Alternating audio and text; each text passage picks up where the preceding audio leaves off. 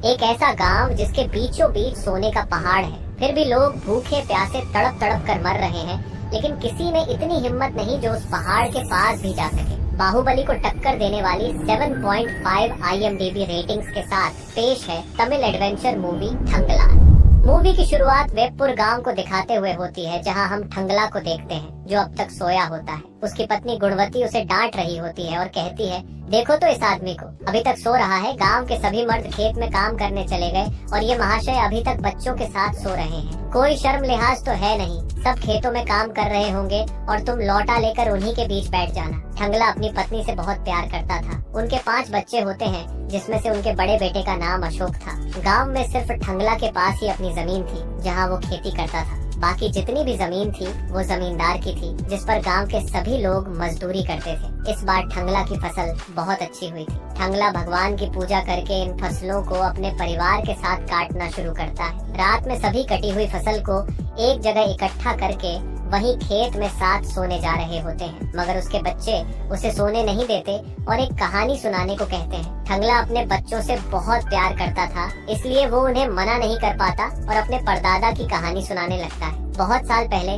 जंगलों, पर्वतों और नदियों के पार एक जगह थी जिसका नाम अनामलाई था। ये जगह हाथी जैसे दिखने वाले पहाड़ के पास थी। एक दिन हमारे राजा एक बड़े युद्ध में विजय प्राप्त कर अपनी विशाल सेना के साथ अपने राज्य लौट रहे थे। रास्ते में मेरे परदादा, जिनका नाम कड़ाया था, अपने सभी साथियों के साथ पुनर नदी से सोना छान कर निकाल रहे थे। जब राजा को ये पता चला कि ये लोग सोना निकाल रहे हैं तो राजा को गुस्सा आ गया। वो बोले, ये लोग हमारे नदी से सोना निकाल रहे हैं बिना हमसे पूछे, जाओ इन्हें बंदी बना कर लाओ। फिर कुछ सैनिक मेरे परदादा कड़ाया को बंदी बनाने के लिए जाते हैं, मगर वो उन सभी को मार देते हैं और फिर खुद राजा के पास जाते हैं, जिनकी पोटली सोने से भरी होती है। वो राजा से कहते हैं, राजा, सोना ना मेरा है ना तुम्हारा, जो इसे निकाल पाए सोना उसका है। पोटली में भरे सोने को देखकर राजा अपने सैनिकों को आदेश देता है, सैनिकों जाओ और नदी से सोना निकाल कर लाओ। सैनिक नदी में जाते हैं और सोना छानने लगते हैं, लेकिन लाख कोशिश करने के बाद भी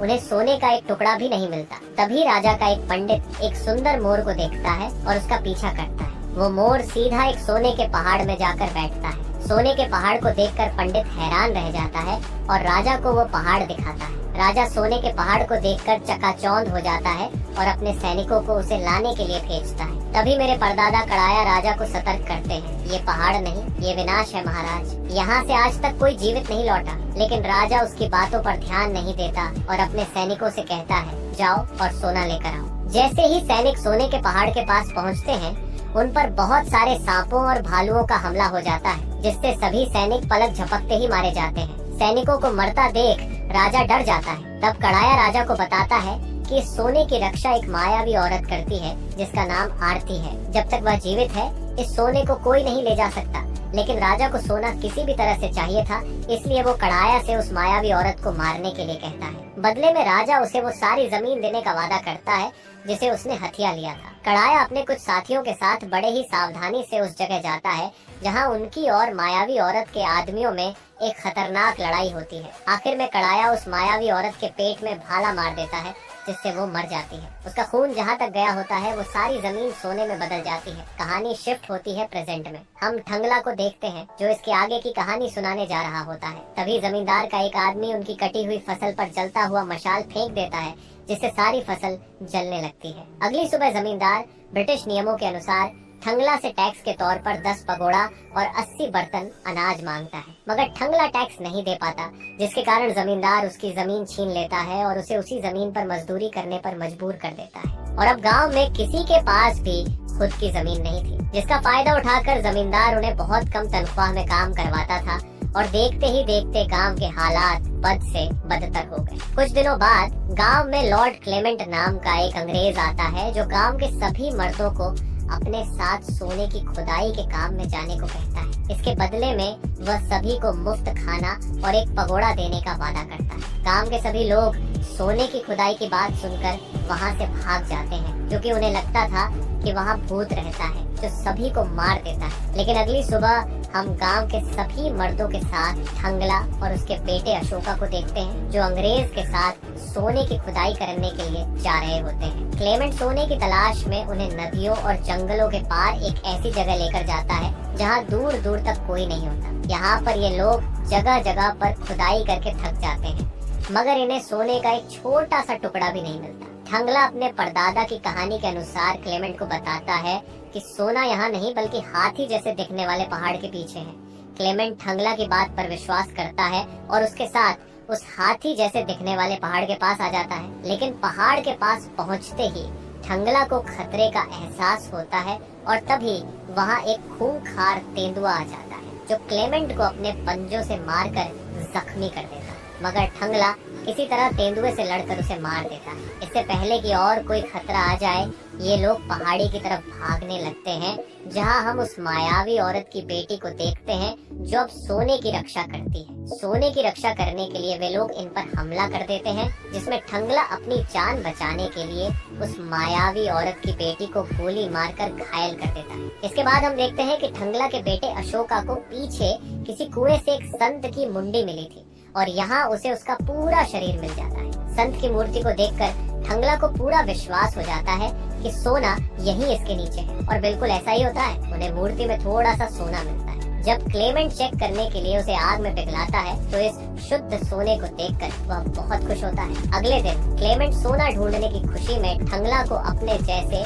कपड़े देता है, जिसे पहनकर ठंगला अपने काम जाता है। ठंगला को उन कपड़ों में देखकर उसकी पत्नी खुशी से रोने लगती है। इसके बाद ठंगला पूरे गांव वालों को मनाकर अपने साथ सोने की खुदाई करने के लिए वहां लेकर आता है। अब गांव के सभी लोग खुदाई करके थोड़ा थोड़ा सोना निकालने लगते हैं और अंग्रेजों से मुफ्त में खाना और पैसा लेने लगते हैं। मगर हर रात ठंगला को वह मायावी औरत की आत्मा दिखती है, जो उसे वहाँ से सोना न निकालने को कहती है। ठंगला उसे अपने मन का भ्रम समझकर ध्यान नहीं देता। लेकिन अगले दिन सुबह आर्थर नाम का एक अंग्रेज एक जगह बहुत सारा सोना देखता है, लेकिन जब वह उसे निकालने की कोशिश करता है तब वहाँ से बहुत सारे सांप निकलने लगते हैं, जो उसे काट लेते हैं। सांपों को देखकर सभी गांव वाले वहाँ से भागने लगते हैं और वहाँ एक सांप ठंगला की बेटी को काट लेता है, जिससे उसकी मौत हो जाती है। अब हम देखते हैं कि सांपों के निकलने के बाद वहाँ से एक जरा सा भी सोना नहीं निकलता है। सभी लोग खुदाई कर करके थक जाते हैं और सोना न मिलने पर न तो उन्हें पैसा मिल रहा था, न ही खाना। आखिरकार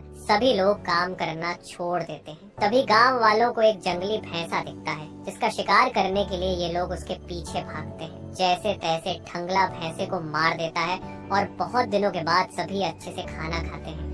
अगली सुबह ठंगला उस पहाड़ को देखकर अपने परदादा की कहानी के सोने के पहाड़ के बारे में याद करता है और गांव वालों से कहता है कि इसके आस पास खोदें। अब खोदते खोदते अचानक एक छोटा सा पहाड़ का टुकड़ा नीचे गिर जाता है, जिससे पहाड़ के नीचे जाने का रास्ता मिल जाता है और उन्हें वहाँ सोना मिल जाता है। सभी लोग सोने को देखकर बहुत खुश हो जाते हैं और आपस में लड़ने लगते हैं। लेकिन तभी सभी का ध्यान उस सोने पर पड़ता है, जो बहुत आसानी से टूट रहा था। इसे देखकर सब समझ जाते हैं कि ये सोना असली नहीं, नकली है। सभी को पता चलता है कि वे मायावी लड़की की बेटी के जाल में फंस गए हैं। अब वहाँ सोने की रक्षा करने वाले कबीले के लोग आ जाते हैं और हम देखते हैं कि उस मायावी औरत की आत्मा उसकी बेटी के शरीर में प्रवेश कर चुकी है। इसके बाद इन लोगों के बीच लड़ाई होती है, जिसमें मायावी औरत अपनी शक्तियों से ऐसी आवाज निकालती है कि सभी के कान फटने लगते हैं। तभी ठंगला को फ्लैशबैक आने लगते हैं कि वह और कोई नहीं बल्कि सोने की रक्षा करने वाला है। उसके परदादा